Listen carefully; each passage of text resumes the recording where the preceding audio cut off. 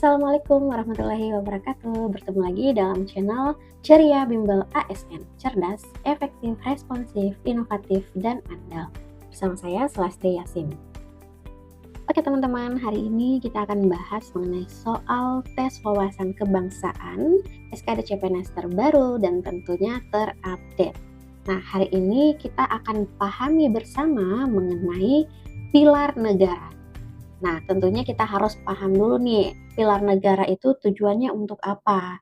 Jadi, pilar negara ini mampu membentuk karakter positif melalui pemahaman dan pengamalan nilai-nilai dalam Pancasila, Undang-Undang Dasar Negara Republik Indonesia tahun 1945, dan Bhinneka Tunggal Ika. Tentunya semua hal tersebut harus kita pahami agar mudah untuk menjawab. Nah, kita langsung saja ke contoh soal berikut ini. Negara Indonesia tidak hanya kaya akan sumber daya alamnya, tetapi juga kaya akan keberagaman agama, budaya, suku, dan ras. Bhinneka Tunggal Ika merupakan semboyan negara Indonesia seperti yang ditegaskan dalam Pasal 36A Undang-Undang Dasar Negara Republik Indonesia 1945. Semboyan tersebut mengungkapkan persatuan dan kesatuan yang lahir dari keberagaman bangsa Indonesia. Perwujudan persatuan dapat ditetapkan melalui sikap saling menghormati terhadap keberagaman suku bangsa, kecuali A. Membagi secara adil kesempatan menjadi pejabat negara untuk semua suku, bangsa, dan daerah yang ada di Negara Kesatuan Republik Indonesia tanpa membedakan suku, ras, agama, dan latar belakang budayanya. B. Melaksanakan kehidupan bermasyarakat untuk menciptakan kerukunan seperti halnya dalam sebuah keluarga. C.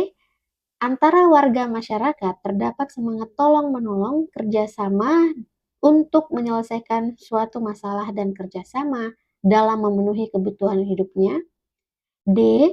Memberi prioritas dan keuntungan lebih kepada suku atau kelompok etnis tertentu dalam pemberian fasilitas atau layanan publik. Atau E. Terdapat kesadaran dan sikap yang mengutamakan kepentingan bersama di atas kepentingan pribadi dan golongan. Oke, teman-teman silahkan menjawab dalam 10 detik. Oke, jadi jawabannya adalah D ya teman-teman. Jadi kita harus jeli melihat soalnya. Di sini ada kecuali. Nah, berarti yang tidak sesuai dengan apa yang menjadi soal tersebut.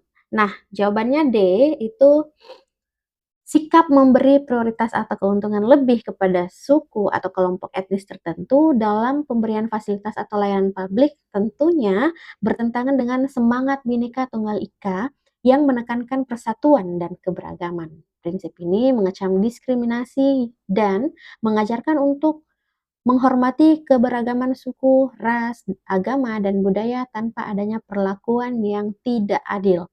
Oleh karena itu, jawaban yang paling tidak sesuai dengan semangat persatuan dan kesatuan adalah memberi prioritas dan keuntungan lebih kepada suku atau kelompok etnis tertentu dalam pemberian fasilitas atau layanan publik.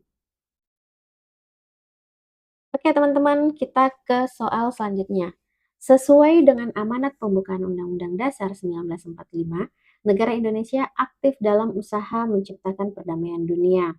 Di tengah konflik Rusia versus Ukraina, Indonesia punya kesempatan untuk memainkan perannya sebagai negara yang menganut prinsip bebas aktif. Adapun pelaksanaan politik luar negeri Indonesia yang berpedoman pada pembukaan Undang-Undang Dasar 1945 adalah A. Indonesia berusaha membantu perjuangan kemerdekaan bangsa-bangsa yang masih terjajah. B. Menjalin hubungan persahabatan dengan bangsa lain di atas dasar saling menghargai dan tidak ikut campur urusan dalam negeri. C. Indonesia membantu pelaksanaan keadilan sosial internasional yang berpedoman pada piagam PBB. D. Memperkuat sendi-sendi hukum internasional dan organisasi internasional untuk perdamaian yang kekal. Atau E. Ikut serta melaksanakan ketertiban dunia yang berdasarkan kemerdekaan dan perdamaian yang kekal. Teman-teman bisa jawab dalam 10 detik.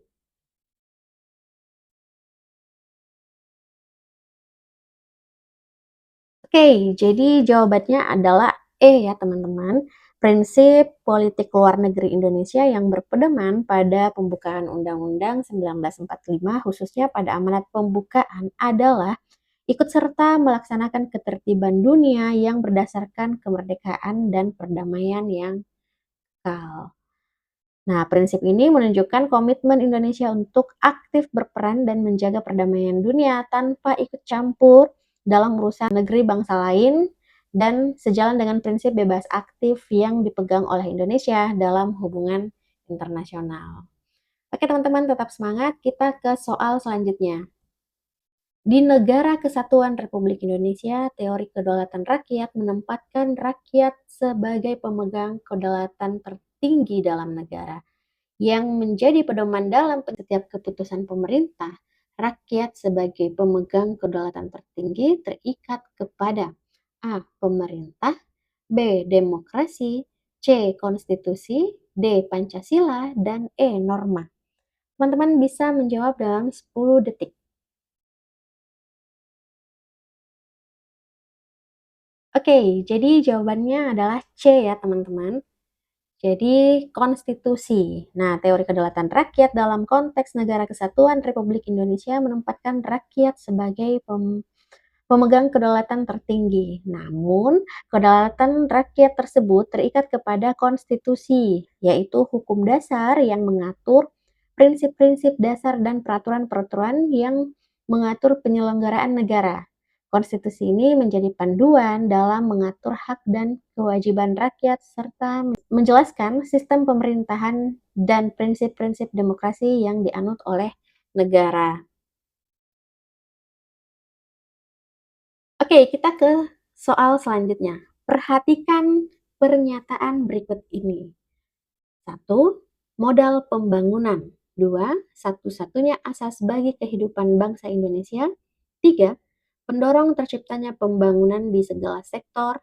4. Berasal dari rakyat Indonesia dan negara serumpun yang lain. 5. Pandangan hidup bangsa sebelum bangsa Indonesia. 6. Cita-cita dan tujuan seluruh bangsa Indonesia. Dari pernyataan di atas yang merupakan fungsi dan peranan Pancasila dalam kehidupan berbangsa dan bernegara, Indonesia adalah nomor A 1, 2, dan 3, B 2, 3, dan 4, C 3, 4, dan 5, D 4, 5, dan 6, dan E 1 dan 6. Teman-teman boleh menjawabnya dalam 10 detik.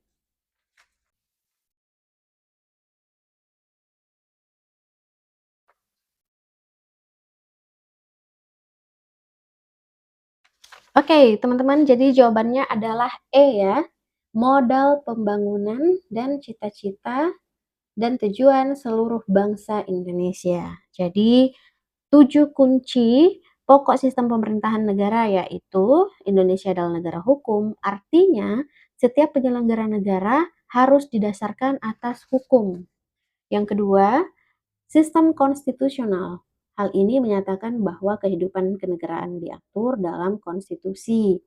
Yang ketiga, kekuasaan negara tertinggi terletak di tangan rakyat. Yang keempat, presiden memegang kedaulatan pemerintahan tertinggi di bawah MPR. Selanjutnya, presiden tidak bertanggung jawab kepada DPR. Menteri-menteri negara adalah pembantu presiden dan tidak bertanggung jawab pada DPR. Dan yang terakhir, kekuasaan kepala negara tidak terbatas. Kekuasaan presiden tidak bersifat mutlak dan presiden sungguh-sungguh harus memperhatikan suara DPR. Oke, kita masuk pada soal selanjutnya. Masyarakat dalam perjalanannya sering sekali membandingkan sistem pemerintahan dari satu presiden dengan presiden lainnya. Perbandingan tersebut meliputi kesejahteraan dan pembangunan yang dirasakan. Sistem pemerintahan negara berdasarkan Undang-Undang 1945 didasarkan pada 7 kunci pokok yang bukan termasuk dari 7 kunci pokok sistem pemerintahan negara, yaitu oke, jadi jawabannya adalah B ya. Dalam sistem pemerintahan Indonesia berdasarkan Undang-Undang 1945, Presiden tidak bertanggung jawab kepada DPR atau Dewan Perwakilan Rakyat. Presiden bertanggung jawab kepada MPR atau Majelis Permusyawaratan Rakyat sebagai lembaga tertinggi dalam negara. Oleh karena itu, teman-teman, pernyataan B yang menyatakan bahwa Presiden tidak bertanggung jawab kepada DPR tidak termasuk dalam kunci pokok sistem pemerintahan negara yang diatur oleh Undang-Undang 1945. Oke, demikian teman-teman untuk TWK kita hari ini. Yang ingin bergabung boleh menghubungi gambar di bawah ini atau admin Ceria Bimbel ASN, dan semoga kita semua bisa sukses. Amin. Sampai jumpa pada video selanjutnya bersama Ceria Bimbel ASN. Cerdas, efektif, responsif, inovatif, dan andal. Terima kasih.